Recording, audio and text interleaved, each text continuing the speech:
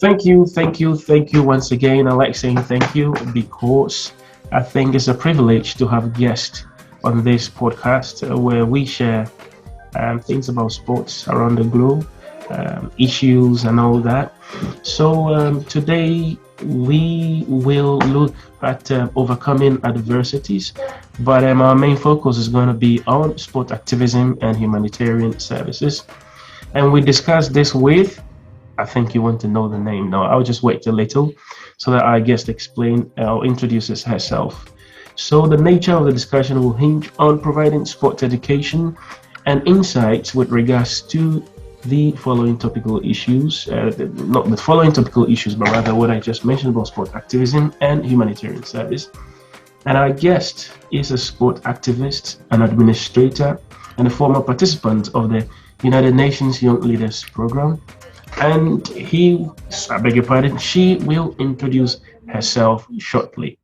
So over to you.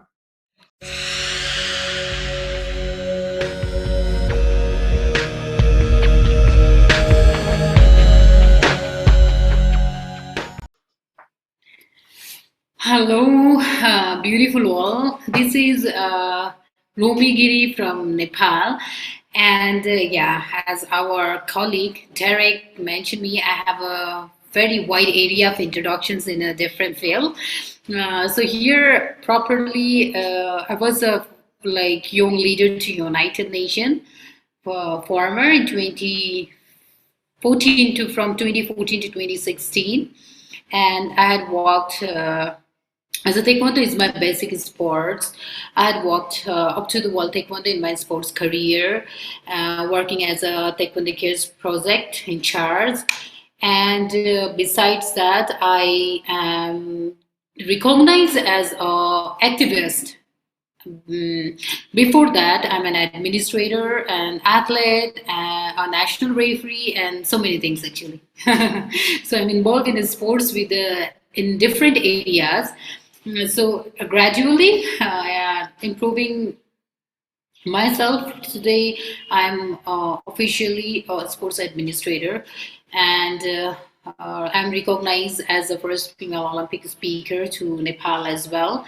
And I use sports as a tool to educate people and motivate and improving glass ceilings and correcting stereotypes in the society, community, and maybe hopefully the nation in the future.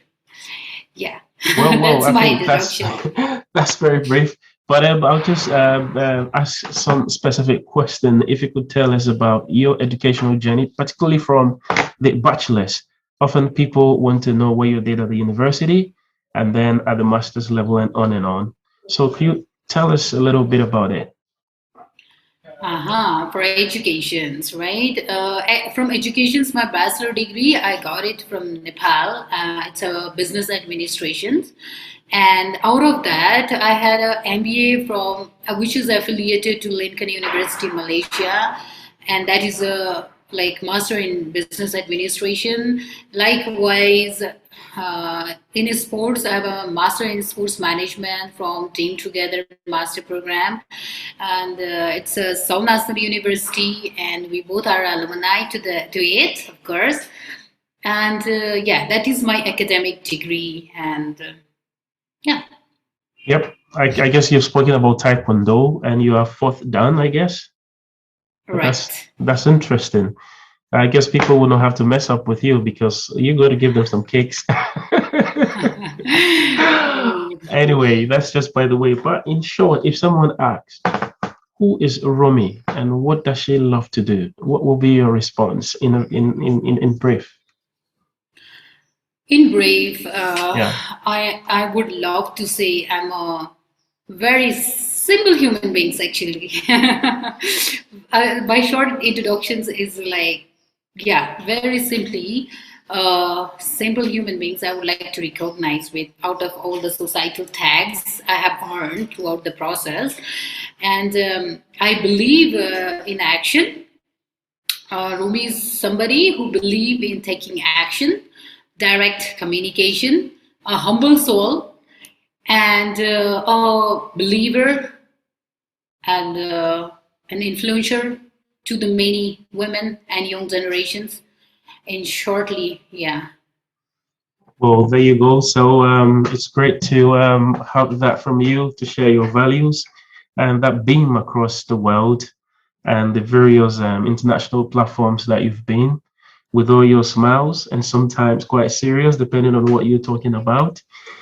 Anyway, before we move on to the main discussion, which is becoming active and activist, amidst all the things that you do, what is your hobby? Do you have any hobby? Do you have anything you do during your leisure to share with us? And that's beyond taekwondo. So taekwondo is out of the picture. Yeah. So beyond the taekwondo, yeah, I love listening music. I love doing dance after taekwondo, right? So at first, definitely, I'm connected to sports, and that is taekwondo because you can't believe, like my whole family is in taekwondo. My younger sister, my brother, my uncle, and all the cousins. We are 11 siblings. We meet two siblings and 11 cousins in my house, and we all are taekwondo person. So that what attracts me towards taekwondo. Yep, that's interesting over there. Singing and taekwondo. I wanted to take taekwondo off, but taekwondo comes in again. Comes So in you should again. know that that's a passion for it. Well, Right. so our discussion would hinge on being an activist, but the difference about those in sports is the fact that first you have to become active with the sport, and then you become an activist. So that's kind of the things that kind of characterize and makes people like you.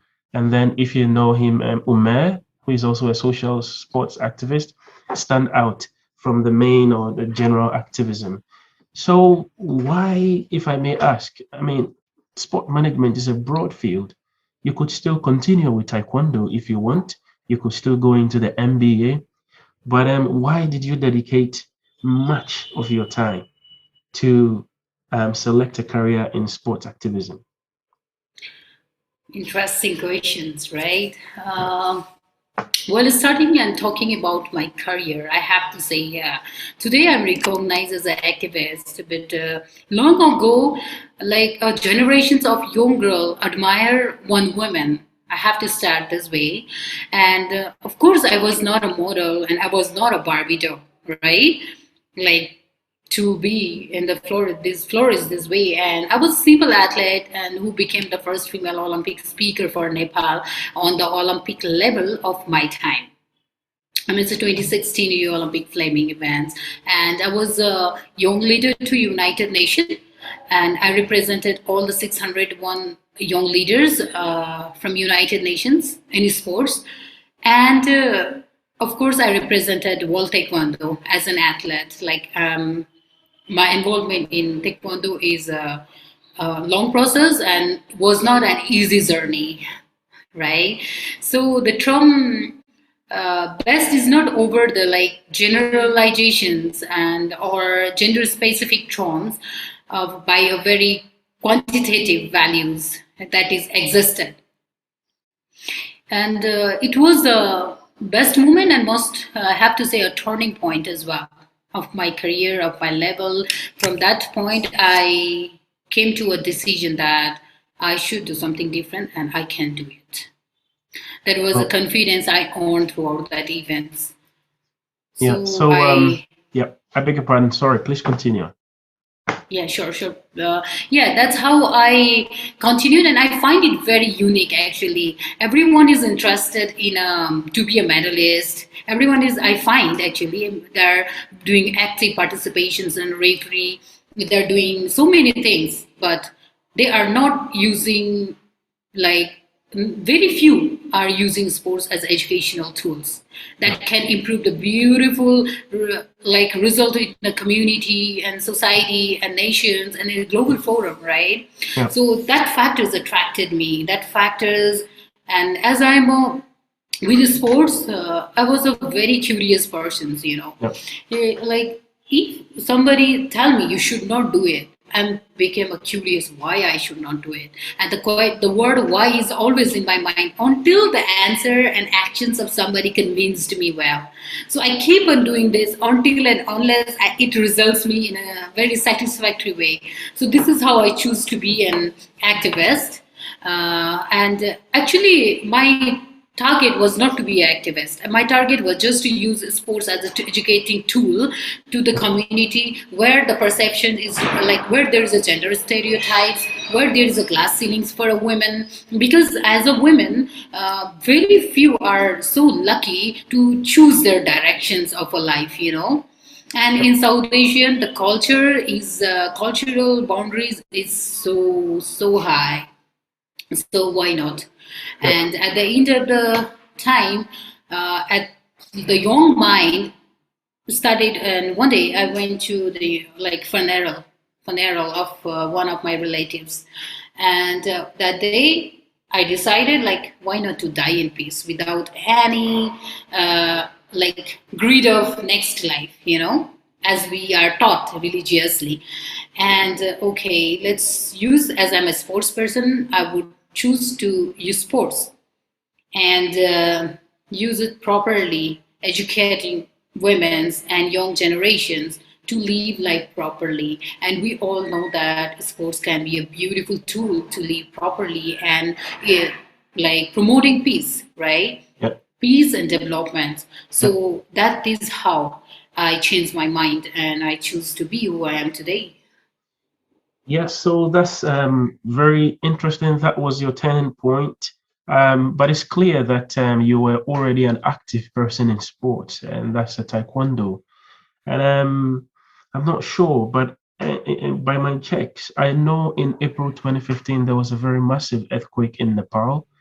And as a sports person myself, following the issues with the World Taekwondo Federation playing an interesting role. Right. There was one thing that stand out, and that was a young lady who played an active role in that.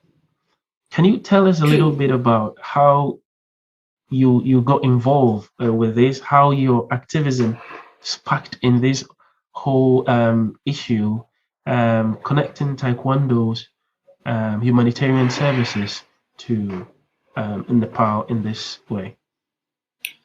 Yeah, good questions. Yeah, in 2015 there was a massive earthquake, right? There was a loss of many lives. There was a loss of so mental loss, physical loss, social loss, environmental loss, so many loss, everywhere loss. And as a developing countries, to recover was really like sportly was not possible. Gradually, we improved. Meanwhile, Taekwondo, our president of the Chungwang Choto, took that initiations to promote sports as a tools to peace, and they planned a humanitarian project, and I was one of the part of it to be the part of it as well, and I contributed with them, being with them and supporting them, using Taekwondo as a common era. So at that time, there was a financial donations from Nepal Taekwondo. I'm sorry, through Nepal Taekwondo Associations and by World Taekwondo Federation, and there was many other support like Taekwondo promotions. From since then, there is always a Taekwondo Cares project. Like while I was in World Taekwondo, I worked as a Taekwondo Cares program in charge, and I worked for three projects. That is like Road to Champion for Sri Lanka, and that is like women empowerment and taekwondo reformatory units for Nepal, and gender equality in Saudi Arabia through taekwondo. And that I think that plays a significant role in the society, global society actually, using tools as a part of peace. Yep. And yeah, that is how I started. And I love contributing actually. Like I would not be active if I would be feeling like lazy and sleeping all the time, if I would enjoy that. But for me, the thing is like I can't, like if I even sleep, then my body slept and taking rest, my mind is not. I don't know it is issues or what, but I'm so active with these things, and Yeah. gradually I find myself actively taking an actions at the earthquake as well. I call my seniors that I find in social media that he's contributing for the victim, like earthquake victim people, and I call him in the next day that I want to contribute in your support, and I call him and I went immediately taking some foods and like some solving materials for them. So this is how I can't keep quiet Yeah. with Anyway, so actions. that's why I ask of your hobby. In any case, I think it's very important to have some rest in this very engaging and active field. Um, Thank you for sharing that. I know it's a very delicate and touchy thing that happened in the life of Nepal. And as I watched the videos and the loss of lives, I was thinking of whether to even bring it, but I feel it's also important for young people out there, especially women, to know your story, how the role you play, and how you stand out. I was far away, but I could see the contributions from World Taekwondo, and you always come into the picture when they do that. So my next question is this: what have been the focus of your activism, in the sense that you've mentioned gender, and Mhm. you've also mentioned the earthquake, which is part of disaster and the rule of sport. Are there any other areas that you focus beyond gender and then the Right, yeah contributing right now. Actually, I focus on something that is based on the situations, yeah needs, you know. I don't focus something that is already there, or I okay love to do something differently, or same thing in a different manner, right? So, in that term, like whatever comes in front, I will try to find the solutions on it. And that is how I involve in several projects in a different manner. So besides, as while talking about the sports, I'm involved in, as you said, why not MBA? As you said, like why not Taekwondo? I'm taking it in a balance equally. I'm utilizing my MBA skills at the same time, and yeah, with the face as a in front of public, I'm a sports face. So maybe you will find me more everywhere in the sports, but equally I'm involved all areas, prioritizing the needs of the situation. And these days, my priority is mostly importantly for a woman because, as I told you in the beginning, my journey towards the taekwondo from as a general grassroots level athlete to the like being an international face was not easy. There was so many social hurdles, organizational hurdles, or issues created by miscommunications and so much mental trauma. I have to say that, yeah unfortunately. And that situations was not easy, and with the grace of God, I will succeed to finalize that and settle the issues in the right way, and my voice was addressed properly through yeah this force. This is how I started to initiate and advocate a women worth. And like you may find me everywhere speaking about women and this and that because I find it is really important at this time because even though in the developed countries very few people, very few women's leaders are there, and throughout the process of our thesis, I figured out that the number of women's leaders in the world is very few. Most of them are, and it is highly. I was wondered, even in the developed countries, it was practiced that women are mostly for kitchens, women are mostly for having only a social life and social responsibilities has placed a very negative role on their career approach, career yep positioning. And I was thinking this is only in the developing countries like Nepal and South Asian countries and all. But meanwhile, with that research process, I figured out that was not true. It's everywhere in the world. It means it's a not only common issues, it is very important issues that we really, really need to take an action.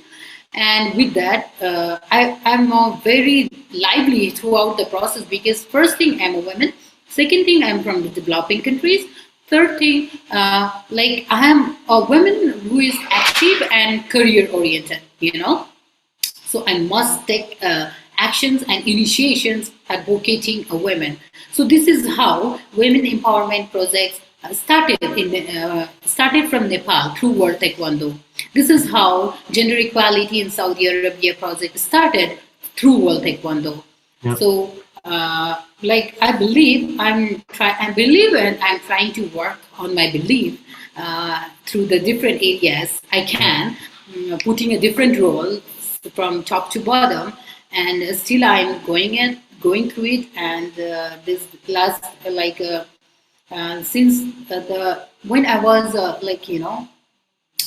career throughout the turning as a sports administrator, there was a Yeah. belief that women cannot be a sports administrator, and the scope of area was only focused to be a medalist. Even though they want to be a administrator or manager, there was no way. In my country, with this role, I figure out so many ways for younger generations. Now Yeah. they can decide, oh, I can be a sports manager as well. I can be an administrator as well. And with the education, I'm the second person to get a official degree of sports management in my country.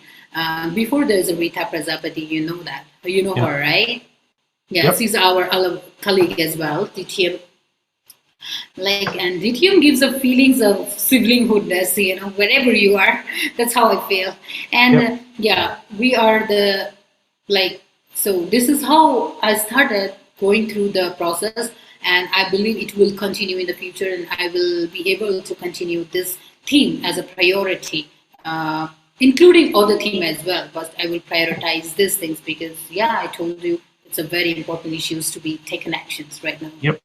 Yes, so you have it. I think the focus here, as Romy highlighted, is her focus mainly is the gender, particularly on women, but she's also open to situational issues that comes out in her activism work. So that's quite interesting.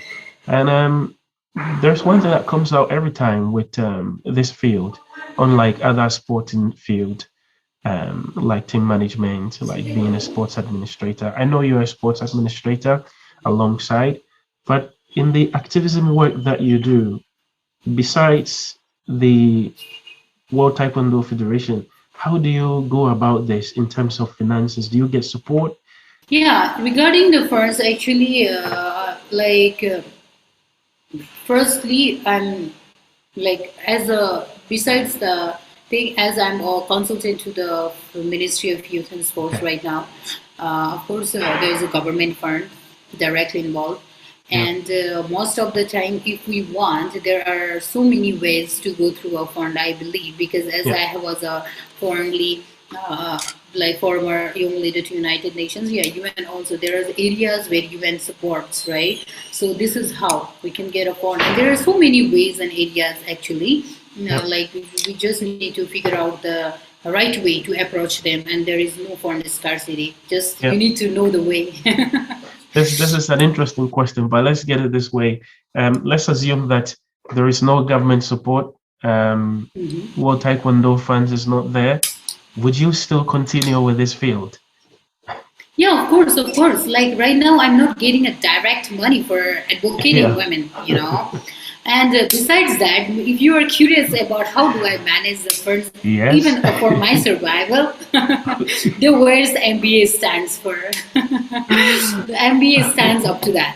Like I have Yeah. initiated a business for Okay. myself, Great. and not a very big business, but I'm in the initial phase of improving business. That's where the MBA exists, and utilizing my MBA skills. And out of that, I'm supporting sports, and with my knowledges, with my expertise of area, with my networks, to promote. Number one, to promote the sports. Number two, advocate an empowerment, and yeah, this is Yeah. how I manage actually. So I That's don't have to worry for other things. that's good. I mean, Financial that's things. passion right there. So there are a lot of people who always wait to be pushed or assisted or funded before they go about their things, before they go about their businesses.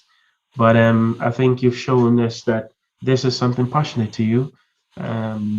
Yes, support is fine, but without support, I still have to get it going. And now, can you share with us or with me some of the medium through which you've expressed your concerns or you've been invited as a guest speaker about activism and humanitarian services through sport? And this one, what I'll do is, because I've read most of the things you've done online, I did a little due diligence. So I would just mention the platform where you've spoken or you've been invited to speak as a guest, and then you tell us some of the, in brief, some of the things that you spoke about. So the first one is you've spoken about it already, which is the World Taekwondo Humanitarian Foundation support to Nepal. You've since the beginning of 2016 when the earthquake struck. And so the second one is your work with disabled athletes, especially with the Nepal Taekwondo, Para Taekwondo. What do you do? What are some of the things that you get busy with so far as this is concerned? In brief. All right. So regarding the para was a very new concept for even in World Taekwondo, right? It was lately developed. And meanwhile, we had some of the athletes who were para and they were passionate about Taekwondo. And at that time, we didn't know what was the definition and how would you continue and how can we adopt that kind of changeability, or is that possible to teach physically actually differently able people, right? So they're able. It's not that they're physically disabled means they're disabled. They're able, but differently. Now let's look at this one. You were the guest speaker at the UNOSDP Youth Leadership Program and the International Day of Sports for Development and Peace, where the Olympic Award was presented to the United Nations. I think so.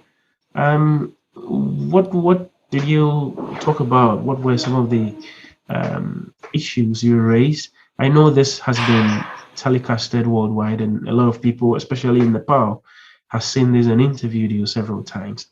So what were some of the things that you talk about that you think they're global, that the world should know about?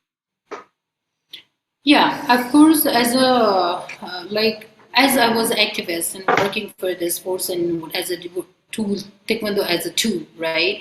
Yeah. Taekwondo as a tool, and you after working for humanitarian projects and after working for like para and figuring out the ways, I didn't work so long for para, but I contributed my knowledge and within the system actually. Like I used to work voluntarily with them for managerial parts and research things.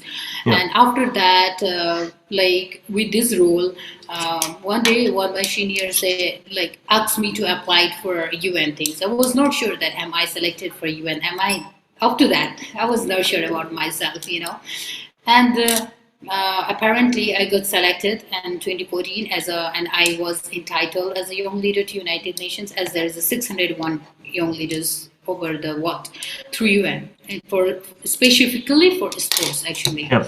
And in 2015, after the earthquake, there was like Mr. Limke, who was a special advisor to Ban Ki-moon to UN regarding sports, right? And he visited Nepal. At that time, I was contributing voluntarily for a para team, and he visited there.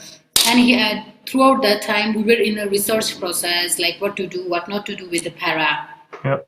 And during the time he visited, and I asked my seniors, can I make him also be available in our shows and monitor this Nepal Taekwondo things? And then my seniors approved it, and they were happy to welcome him. And he visited us and how the national team is going through a training process and how the para things are taking care, or how at the time our NTA building was in a process of like restructuring, and he visited everything. And after throughout that, maybe he convinced with me, or maybe like he finds some potentials on me, or I don't know what is, it's up to him. But meanwhile, after the visit, we had to make a report regarding what we do. We have to report every time, like every year, what we are doing. And we were doing it, actually. We were doing it since 2014. Like they were checking on us timely, like what are you guys doing, this and that. And during the time, I was regularly in touch with them, updating what I'm doing in the sports in Nepal after returning back to Nepal with the training. And I got a call and email, are you available for this date? And yeah, I simply say that yeah, I'm available, and okay, this program is going to be held on, and we want you to be the this, and are you ready? And of course, it was a great opportunities for me because I had to answer the country like, why you were in sports? Like sports is not a people like you. You are educated and you're pretty, and why you have to be there? Like I used to get a comment, but it was just my passion because, as I told you, my whole family was involved in sport, so I could not it will make it a part of from me. And so I was like, whatsoever, even the society doesn't accept me as a woman doing sports, I will continue it because at first I have to live with happiness, Yep. like so I choose my happiness rather than the concern of the society. Yes. But I use it as to educate to the society who were questioning on my skills, on my ability. And later, after 2016, as they find me in a global platform and representing recognized organizations internationally like World Taekwondo, UN itself, they were so convinced, like, okay, from as a woman also through the sports, there's a possibilities. So Fantastic. it changed all the Perception. viewpoints, Yeah. yeah, all the perceptions of my community and nationally. And through that, I started being noticed globally, and I'm more connected to the global sports forum after that. And throughout 2016, I became like a recognized face to my country, and I was awarded as the first female Olympic speaker by National Olympic Museum Committee. And started recognizing in the sports areas in that way. And with my sports active role in sports, people gave me the name of sports activist. And by working with the ministry, working with the Nepal Olympic Committee, teaching, taking classes, they like, yeah, definitely with my degree, I turned out as an administrator in sports. And like I'm a fourth dan as a taekwondo practitioner, and I worked in World Taekwondo in various projects, and I help them like advocating women with through World Taekwondo. Yeah. And That's yeah, and this is how my sports journey was actively in a seen well, way. I think this is amazing that you did not even know that you were doing activism and people have to Yeah, um accord that to you. That's impressive. And this question is quite simple. What do you hope to accomplish as a sport activist when it's all said and done in this field? And if someone asks you, like, actually, tell me, what do you, in brief, what do you want to accomplish when you finally said, okay, now I'm done. I've trained a lot of people. I've inspired a lot of people. They can take over now. like I'm not doing this for I wanted to, like most importantly, I'm doing it very naturally following my guts. Yeah. I'm doing the things not because I want something from them, or okay, I'm advocating from organization through organization, not because I will get a position in the organizations. Just I follow my beliefs that I should, as a human beings, as a woman, as a way I suffered, I doesn't want other women to suffer throughout the process. It was my first motivations to work in such a way, and like to make an easy way for other women to Yeah. get the thing that I get was very hard, very, very devastating emotionally, mentally, morally. It was not an easy journey. Yeah. And with this process, knowing through all that, people started seeing me as a good potential of a leader, and some of them also recognize me as a women's leader in sports. But I don't know if I'm a leader, but I'm doing it through my guts, not for the position. So Yeah. let's see how far I can go with this. Okay. I think you kind of like touch the next question, but I still ask you, how far can you go in this career? Like, can you see yourself doing this for the rest of your life on Earth? Yeah, I think until my sixth sense work properly, I will be continuing it. Okay. And can someone make, I don't, this is a very sloppy question, but do you think can someone make a living out of sport activism? with the sports or without the sports, you mean? I mean, like getting into sport activism, like yourself, and then Omer Asif, as you already know, you know Omer from Pakistan, yeah, Mm-hmm. who is also a sports activist just like yourself, focusing on Right. education and vulnerable youth. People like you, can someone make a living out of sport activism? A young lady walks to Mm-hmm. you, maybe from Nepal or somewhere, and say, Mm-hmm. Miss Romy, I like what you're doing. I want Mm-hmm. to be like you, or I want to Mm-hmm. be on this path. I don't want to do any other work, just to do this.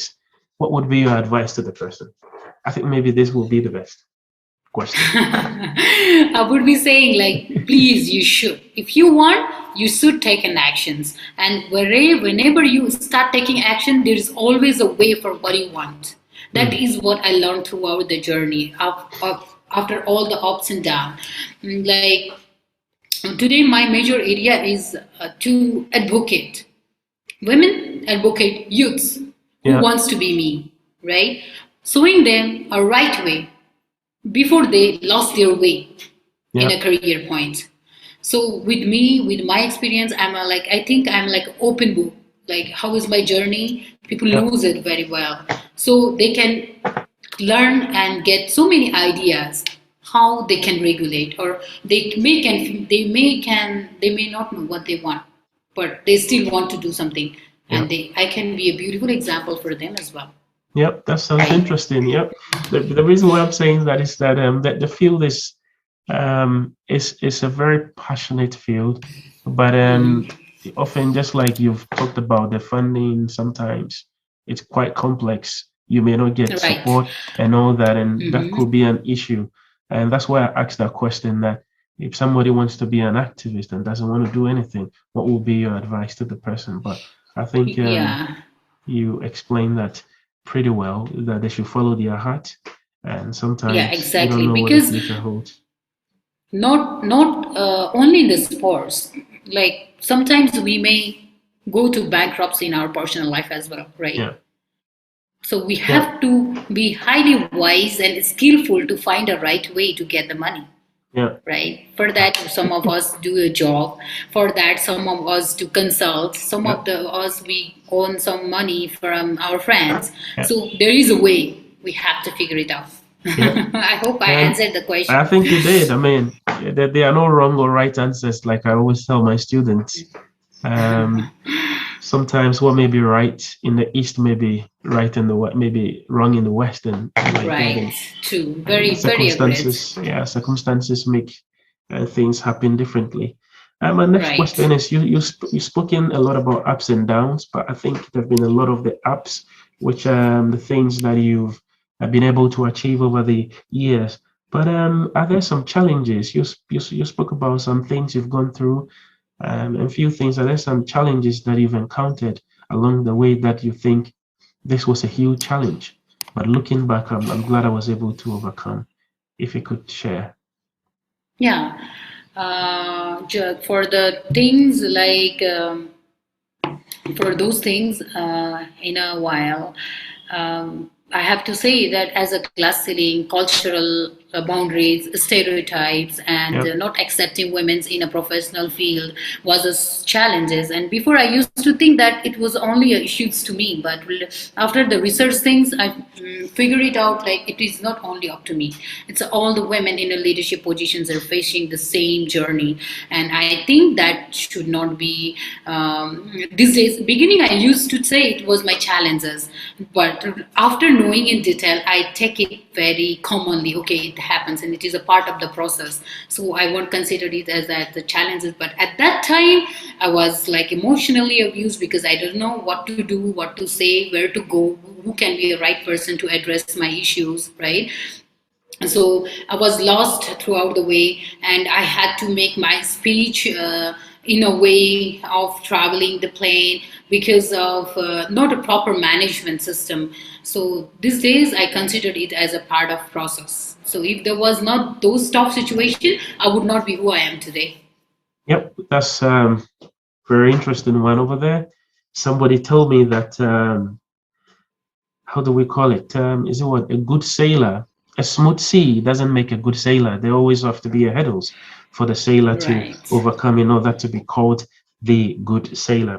So the last question is this: what is your advice to aspiring young girls, women, or people in general, especially across the globe and Nepal, of course, because that's where you come from, who desire to become a sport administrator, leader, or manager? What would be your advice to them? My first advice is I did what I want, and you can as well, right? I want to say start believing yourself and start taking actions for what you want. Don't just dream, just do it right now. Just do it. Take an actions, and there should not be, as you said, there's nothing called wrong and there's nothing called right. Give respect, learn respect, treat respectfully, be a human taking any kind of decisions. Don't harm. Most another motivations for me is not to harm anyone during the process of what I'm doing through the chains. And I believe that I should not harm anyone, because at the end of the time, my ultimate goal of a life is, yeah, to die in a fish. That's it. So I Yep. want to enjoy the work, and whenever there is ups and downs, please praise yourself and move towards the self-love. Don't get demotivated, don't get depressed, and don't get like I can't do. You can. Ups and downs is a part of process, and take support and learn the process and take it easy. To if not today, tomorrow you will achieve what you want. Definitely. Fantastic, fantastic, fantastic. This is three fantastics. And it's been a very long journey we had this morning. And I want to take this opportunity to thank Romee Giri for the opportunity to share and inspire the world. She's been beaming across the world for the past, I think, 8 to 10 years, sharing what sport activism means. And she has overcome a lot of adversaries along her way, as she recounted. And I believe if you are somebody contemplating, should I still be in sports? Is there a way for me? Is there a career there for me? Here you are. It is possible. Somebody did it, and you can do it. On that note, I want to say thank you for the time. I am very grateful, and I believe all those watching are also grateful, and they've taken one or two out of this. I don't know if you have any comments to say, or Uh, yeah, I believe I said so many things that what I did, right? yeah, So everyone has to have their own way of living life, and there's everywhere possibilities is everywhere. Just you need to figure out what to do and what not to do at the same time. yep. And yeah, you can, and you can. Okay then. So Thank here you, you are. Derek. Thank you too, and It hopefully was we great. get to meet in person. Yeah. So Thank have a you, great Derek. It time. was a really Saying great time. Yeah.